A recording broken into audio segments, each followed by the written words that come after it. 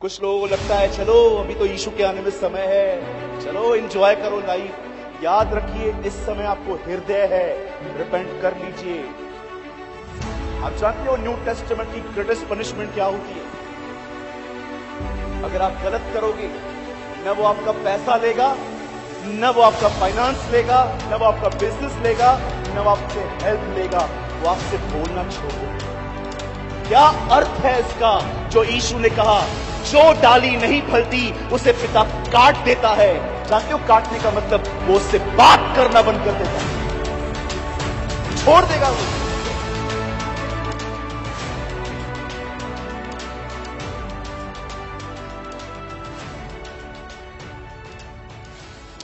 चलिए हम स्टार्ट करते हैं। आइए अपने पास वाले को एक अच्छी स्माइल दो। आइए सब आप मेरे साथ खोलें उत्पत्ति, द बुक ऑफ जेनेसिस, पैदाइश की किताब और उसका 17वां बाब। Please open with me the book of genesis chapter 17। मैं आपके लिए पढ़ रहा हूं आज। जब इब्राहिम 99 वर्ष का हो गया, तब परमेश्वर ने उसको दर्शन देकर कहा, मैं सर्वशक्तिमान परमेश्वर हूं, मेरी उपस्थिति में चल और सिद्ध होता जा। ओके, इंग्लिश में लिखा है walk before me and be blameless. एक ट्रांसलेशन में और लिखा गया है walk in my presence and be a blameless. क्यों परमेश्वर इब्राहिम से कहते हैं वॉक बिफोर मी, मेरे साथ चल? क्या रीजन था कि परमेश्वर ने उसे ये वर्ड्स कहे? आज मैं आपको थोड़ा समझाना चाहता हूं। बाइबल मुकद्दस कहती है 75 साल की उम्र में जब इब्राहिम बूढ़ा ही था, परमेश्वर उस पर, इब्राहिम पर रिवील हुआ, प्रकट हुआ। और वचन कहता है कि जब परमेश्वर उस पर प्रकट हुआ तब परमेश्वर ने उसे एक बात कही।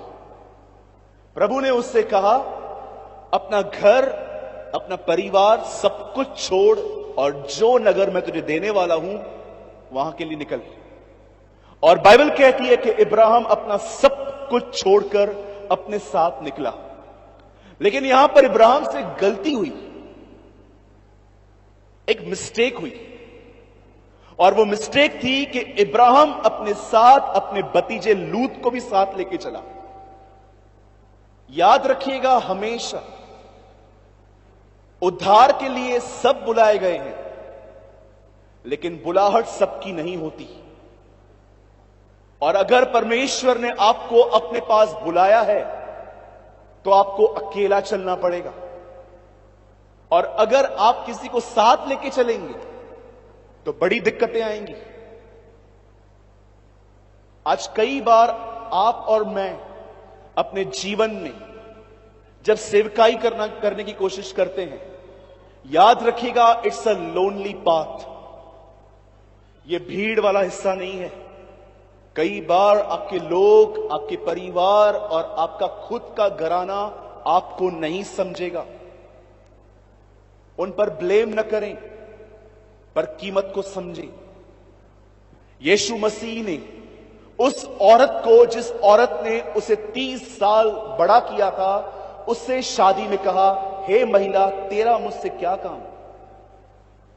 आप सोचिए, अगर आप अपनी मां को महिला कर कह के दिखाओ, 8-10 दिन खाना नहीं मिलेगा आपको। लेकिन यीशु ने क्या कहा? हे महिला, यस 30 साल तक मैं तेरा बेटा था, लेकिन अब मैं उसके नाम के लिए निकला हूं। अब कोई मां, कोई बहन, कोई भाई, कोई बीवी, अब कुछ भी नहीं। लेकिन जीसस बैलेंस था।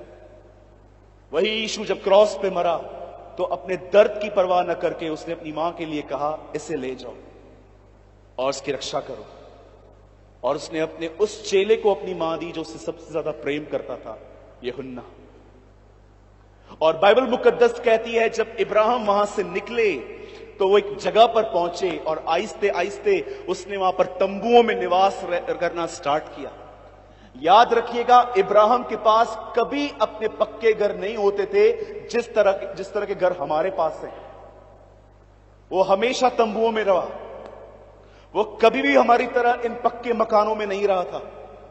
बाइबल बताती है इसहाक और याकूब भी ऐसे ही रहे थे, उन्होंने कभी पक्के घरों में नहीं बिताया। ये तंबू दर्शाता था कि वो ये बात पे विश्वास करते थे कि ये घर कच्चा है, सच्चा घर वहां है। आप जानते हो न्यू टेस्टामेंट की ग्रेटेस्ट पनिशमेंट क्या होती है? अगर आप गलत करोगे, न वो आपका पैसा लेगा, न वो आपका फाइनेंस लेगा, न वो आपका बिजनेस लेगा, न वो आपसे हेल्थ लेगा, वो आपसे बोलना छोड़ देगा। क्या अर्थ है इसका जो यीशु ने कहा, जो डाली नहीं फलती उसे पिता काट देता है। जानते हो काटने का मतलब? वो उससे बात करना बंद कर देता है, छोड़ देगा, वो छोड़ देगा। वो आपके पास समय, आपको क्या लगता है आपके पास हमेशा टाइम है? एक आदमी ने एक पेड़ के लिए 3 साल प्रार्थना की थी। मालिक आके कहता है मैं से काट दूं, बोलता है नो, 3 years मोर, 3 साल और दे। 3 साल के बाद नहीं हुआ तो? अगर आपको लगता है मसीह जीवन में हम कभी रिपेंट करेंगे, कभी भी लौट आएंगे, कभी पश्चाताप करेंगे, तो आप गलत हो। याद रखिए हर चीज का एक समय है।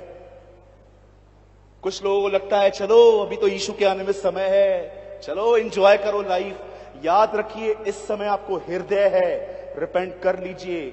याद, इस बात को हमेशा याद रखिएगा जो मैं कह रहा हूं। पाप मन को कठोर कर देता है और कठोर मन और पाप करवाता है।